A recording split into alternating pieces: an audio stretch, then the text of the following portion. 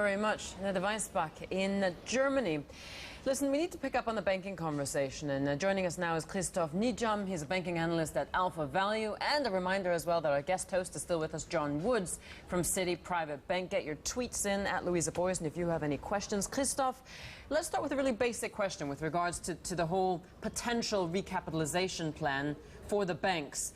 Is this the right way to go? Because you could argue that it doesn't matter if there's a Tier 1 core capital ratio of 10% or 7% or 12%, that it's about the type of bank it is, the type of assets they hold, and whether or not it needs a good round of restructuring, as you've seen the case for a lot of the healthier banks today versus some of those who are deemed unhealthy. Well, you know, when there is an overweight problems, Americans tend to buy a larger pair of pants. Europeans, to the contrary, tend to enter into a slim fast diet. So basically what it means is, as an alternative to the recap, European banks could reduce their balance sheet size, killing two birds with one stone.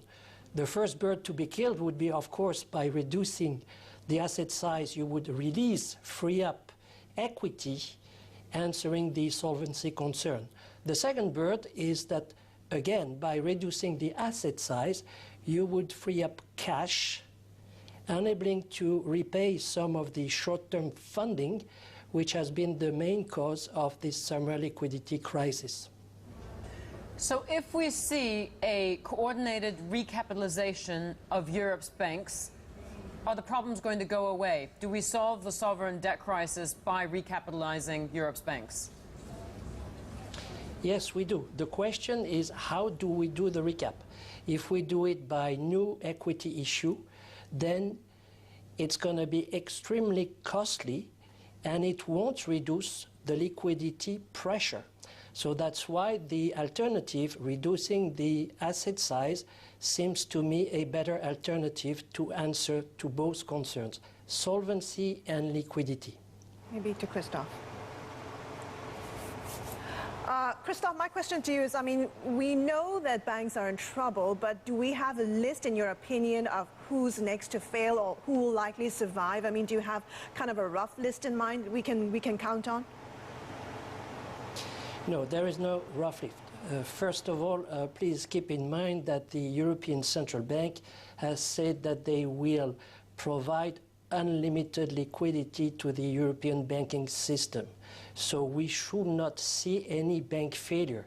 Keep in mind that even so Dexia had problems, they did not technically fail because the ECB provided them liquidity up to 34 billion euros out of their 96 billion euros in short-term needs. So John, maybe to give some kind of an... Go ahead, sir, go ahead. Yeah, so what I wanted to say is that the banks that they will not fail, but the one that will need to modify their business model the most will be large European universal banks with bloated trading books out of their New York offices. They are the ones who will need to shrink the balance sheet the most. Sure, let me throw this question to John. Do you agree with what Christophe just said? And in your opinion, do we still expect another financial crisis, and to what scale and degree? Well, let me take the second question first. I think the crisis is inevitably a function of or a requirement for fiscal reform and monetary reform in various countries, living beyond their means, racking up debt, unable to effectively service it. That, to me, is the heart of the crisis, and the recapitalization is a symptom of it. So until I think we get some sensible fiscal reform, and that may take many, many years to play through, it's hard for me to understand, or hard for me to see a clear resolution to this crisis. That being said, the recapitalization story is clearly critical to near-term sentiment. I think there's a big challenge at the moment between the French preference for the EFSF and the German preference for private markets and private investors to support capitalization, and I guess we'll get some clarity on that in the next 2 or 3 weeks ahead of these meetings. But what I can say from the Asian experience is that there was an awful lot of bank mergers and forced mergers in many instances throughout Asia post the Asia crisis. And as a consequence of that, we had very sluggish marginal loan growth for the better part of 5 to 7 years thereafter, largely as a lack of appetite to lend, but also very weak demand. And to me, that's been one of the lasting effects of the Asia crisis. This is very poor, weak loan demand and a lack of appetite on behalf of banks to extend.